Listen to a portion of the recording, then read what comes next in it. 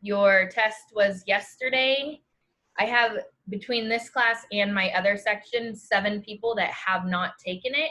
If you are one of those people, you need to reach out to me so that we can schedule something. I haven't checked yet to go back and put the grades in, but it will be a 0 until you contact me and set something up for when you want to take it.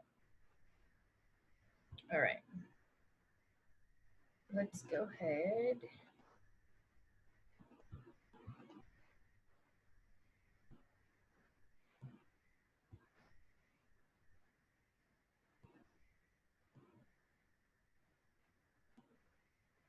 Okay, so we are starting chapter 3, and it is titled Your Purchasing Power.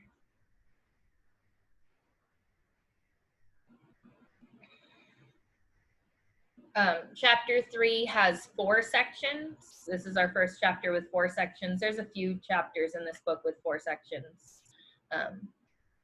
But today we're going to talk about inflation and the value of money.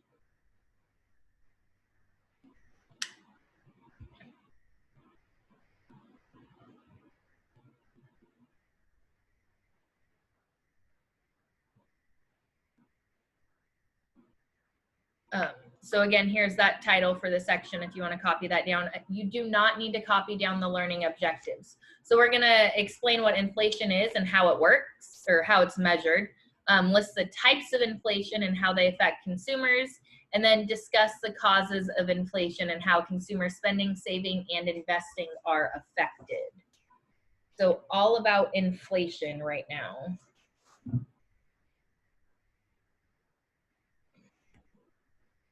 Okay, so these are the do this, not that, recommended from, mostly from your book.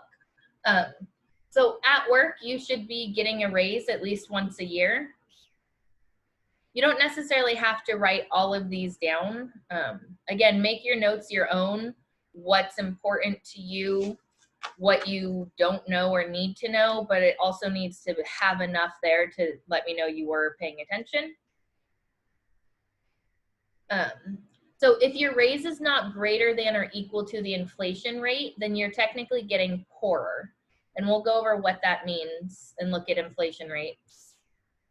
If your investments are not earning more than, greater than, or equal to the rate of inflation, you're also losing money. So the key thing with your raises at work and your investments, they should be growing at a rate greater than the inflation rate. Ideally, you want to save now to avoid having to borrow money later. If you have to borrow money, you want to pay off debt quickly to avoid paying interest. You want to make rational buying decisions, not emotional ones. And we'll talk more about that, I don't think in this section, but in this chapter. So this is kind of the chapter overview of the do this, not that. And then shop smart to get the best value at the lowest price. You don't necessarily want something that's the lowest price because the quality might not be as good. So this is kind of overall where we're headed, and most of this is going to come back throughout the chapter. So like I said, don't stress too much if you don't write this down word for word. That's not exactly what I'm looking for anyways. So inflation, this is a definition. You do need to write this down. It's an increase in the general level of prices for goods and services. If you're in economics now, then you're probably talking about this or going to talk about this, or if that's coming up for you very soon. Your econ teacher is a much better expert on this than I am. I know the basics. So if you have more in-depth questions, I can try to find the answers for you.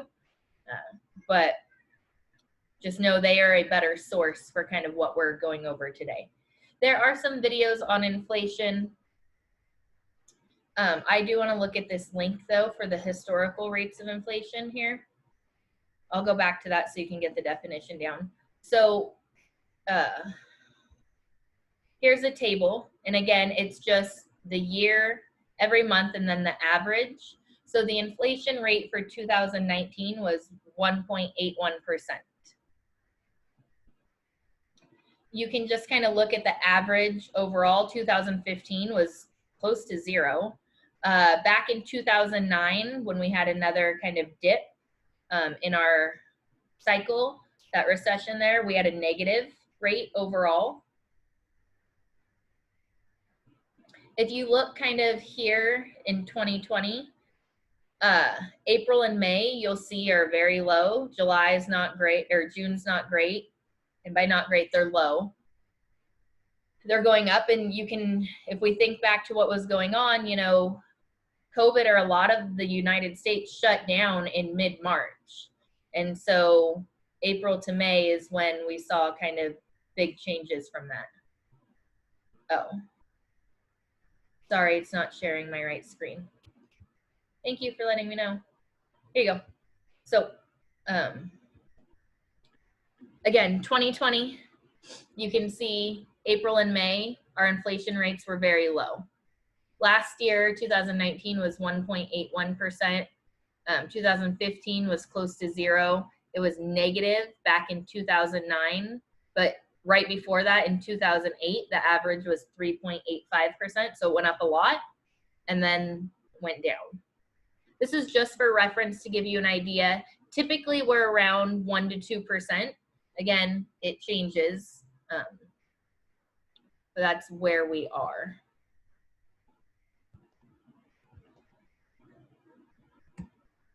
This is that same idea. This is the one from the book, though. So you do not need to write this whole thing down. This, again, is part of why I didn't post these. So you do need to write this. Inflation is measured by CPI, which is Consumer Price Index.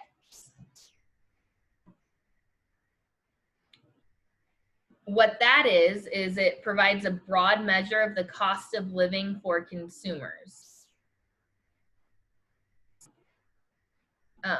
So again, do not try to write this whole thing word for word. There are a few very wordy slides on here that we don't need all of. The index, so the Consumer Price Index, represents a statistical average of prices for certain products and services is expressed as a percentage of a base period. It shows whether prices for items such as food, housing, clothing, and transportation have risen or fallen since the last comparison period. So they have this comparison period and they compare these items to see overall if they've gone up or down. Maybe some have gone up and some have gone down. And then there's these formulas that we are not going to get into for how they calculate it. But inflation is measured by CPI, which is a broad measure of the cost of living.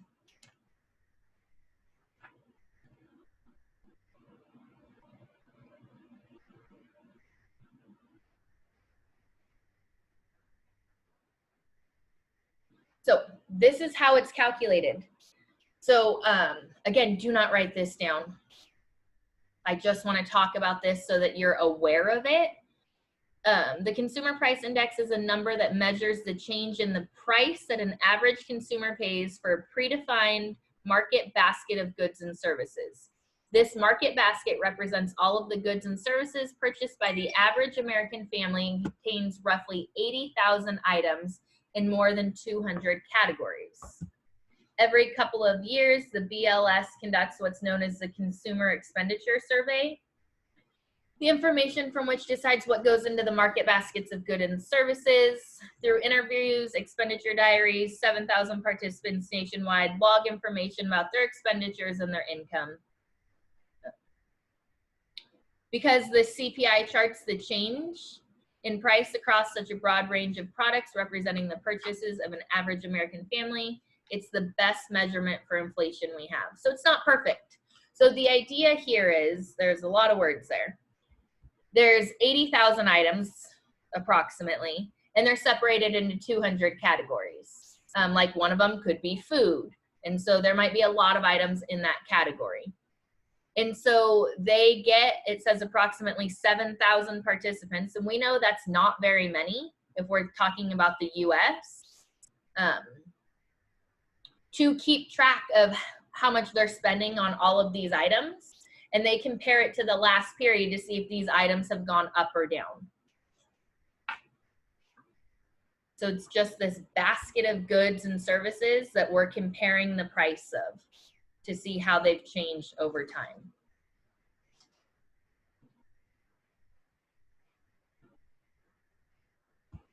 Okay.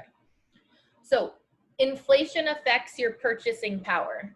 The purchasing power is the value of money measured by the amount of goods and services it can buy.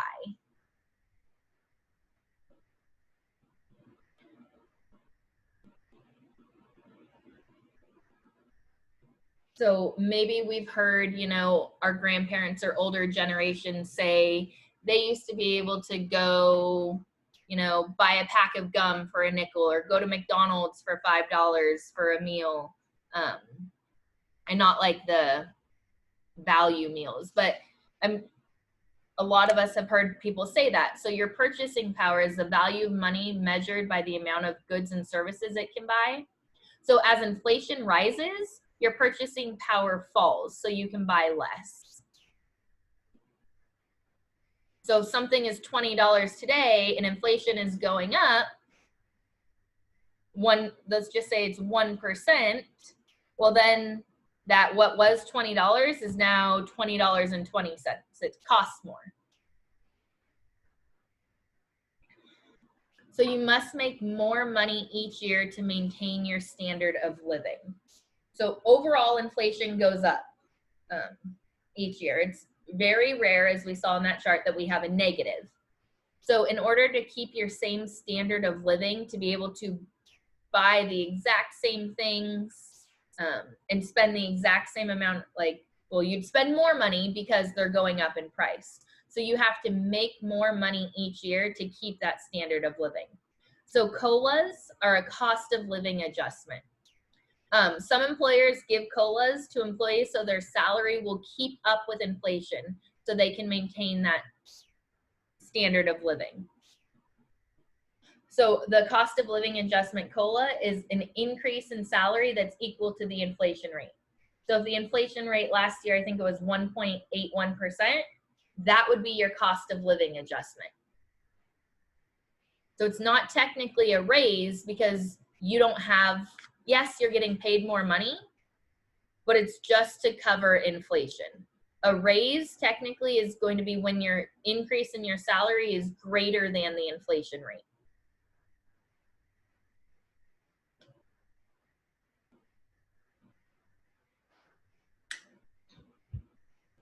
So again, a raise is when the increase in salary is greater than the inflation rate. A COLA, cost of living adjustment, is an increase in salary that's equal to the inflation rate.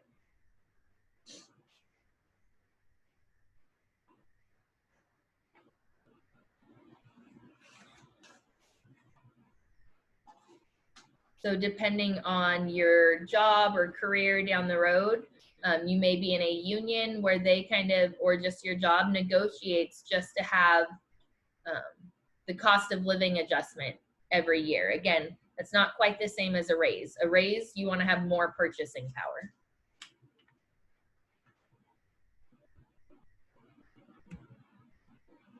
You don't necessarily need to write this down unless it helps you.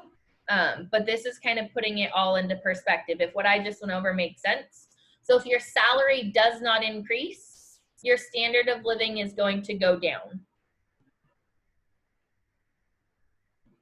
If your salary increases, but it's less than the inflation rate, so if you got a 1% raise and inflation was 2%, your standard of living is still going to go down. If your salary increases by the inflation rate, your standard of living would stay the same. And if your salary increases more than the inflation rate, then that's when your standard of living will improve, when you will have more purchasing power.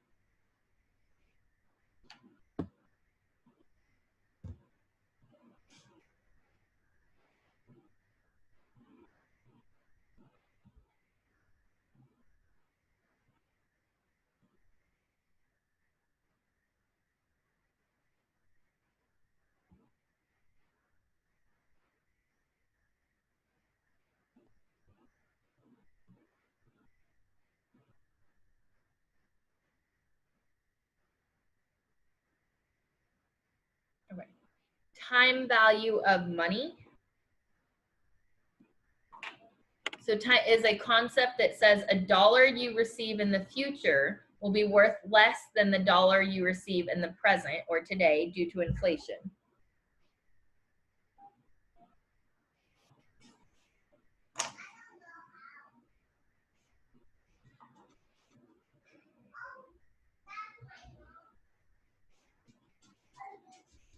So it's that same idea as your purchasing power goes down.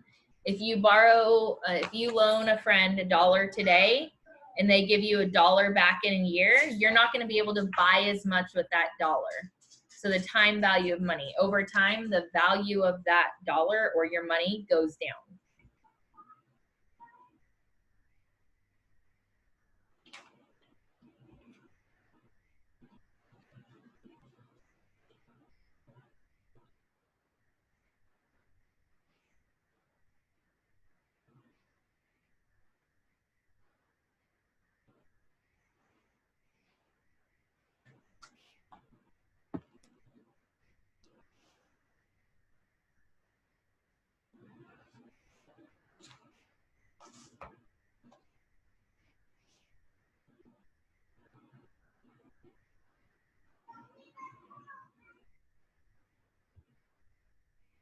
All right, GDP, gross domestic product, is the value of all goods and services produced in a country in a given time period. That's the definition. That's what you need to get from this slide.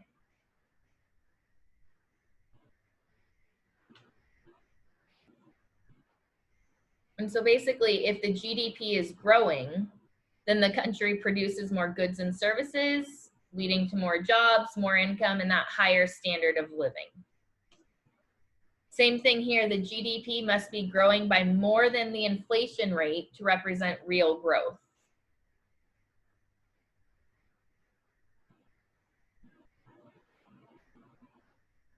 So GDP measures it for a country. So we compare our GDP with GDPs of other countries.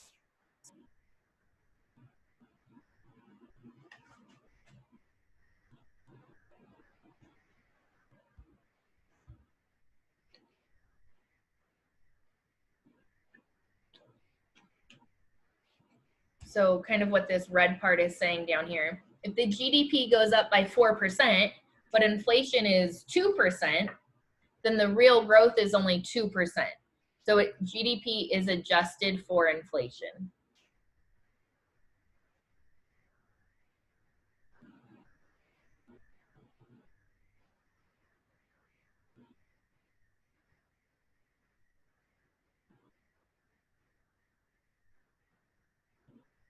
Okay.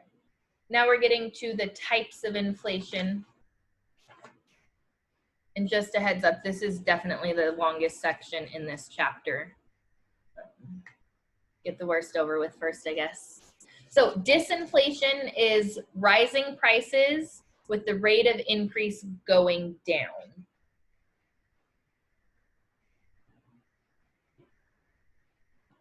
So prices are still going up, but they're kind of slowing down on how fast they are going up.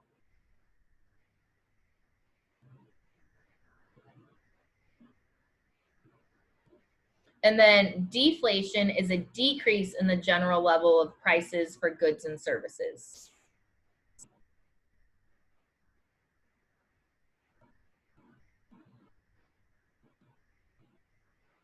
So again, when the prices are going down. Reflation is high prices followed by lower prices and then high prices again. So they're high, they're low, and then they're high again, reflation.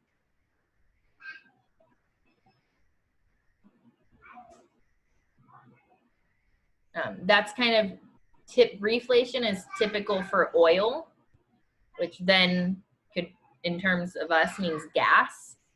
Hyperinflation is rapidly rising prices that are out of control.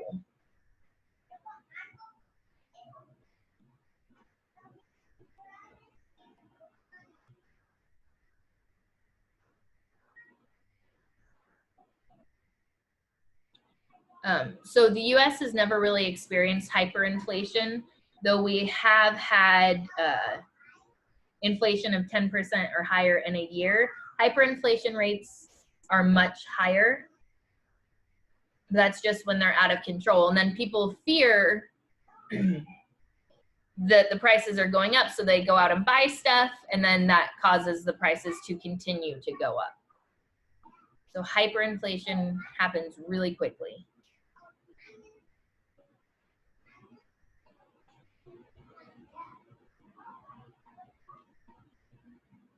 So those are the 4 types of inflation.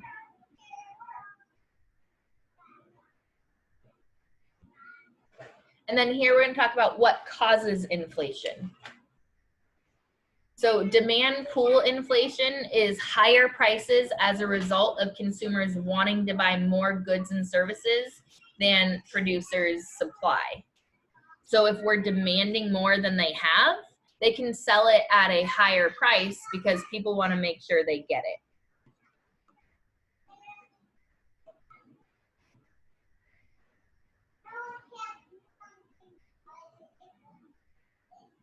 This is the demand pull inflation, is what your book describes as too many dollars chasing too few goods. So people are willing to spend the money because there's a limited stock of them. The supply is low. Where cost push inflation is rising prices as a result of rising production costs. So this is going to be like when wages go up. So at the beginning of the year, wages go up. So it costs more for a company to have these employees. So they need to charge more for their products. That could be a production cost rise.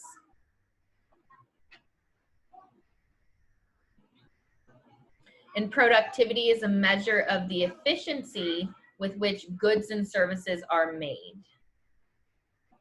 So where you compare the total output to the total input.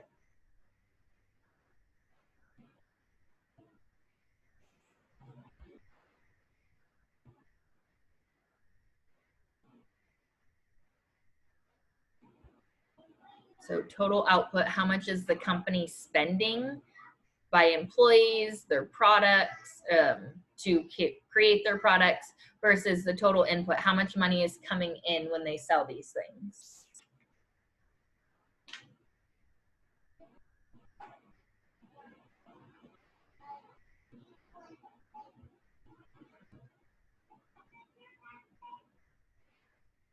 So what are the effects on inflation? So you don't, again, necessarily need to write all of this down. It's just good to be knowledgeable about it, which if your learning style is to write it down, then definitely write it down. But inflation affects employment. Some inflation happens due to rising prices, which comes from increased demand. If employers hire more people to produce more goods, then the small inflation may be okay. So again, if there's an increased demand, then they may have to hire more people, so it's costing them more money. Inflation affects spending, saving, and investing. So you spend more due to rising prices, you save less because stuff costs more, and then you invest less because you're spending more money. So your savings and investing go down because you're spending more on the higher prices. So you want to save, and we already talked about this, I think, at the beginning. You want to save or invest in something that earns a higher rate than inflation, or you haven't really earned anything at all.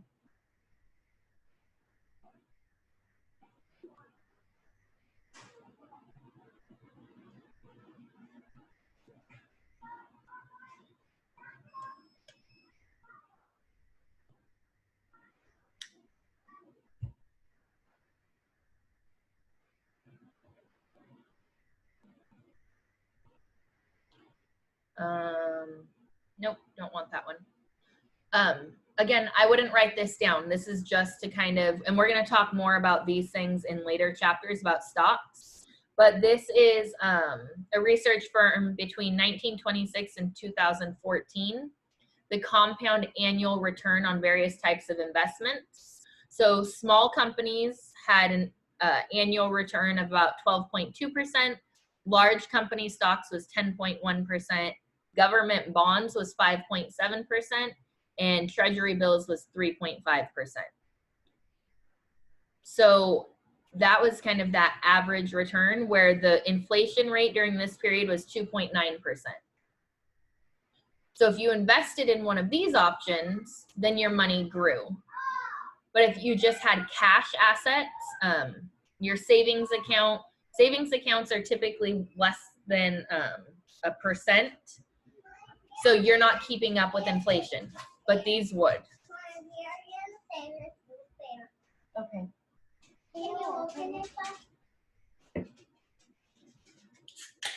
So winners are holders, again, you don't need to write this down, holders of hard assets such as gold, that has held its value very well. Typically people who own real estate, again, that's not always the case, but usually with inflation rates, the value of homes typically are going to go up. Losers for investing in long-term bonds. And then variable rate loans and credit card holders. So a variable rate loan is when your interest rate changes and then you're gonna have higher payments down the road. Same thing with credit cards. If you buy something on credit today and don't pay it off until later, with inflation, you're typically spending more money on top of paying the interest that it costs.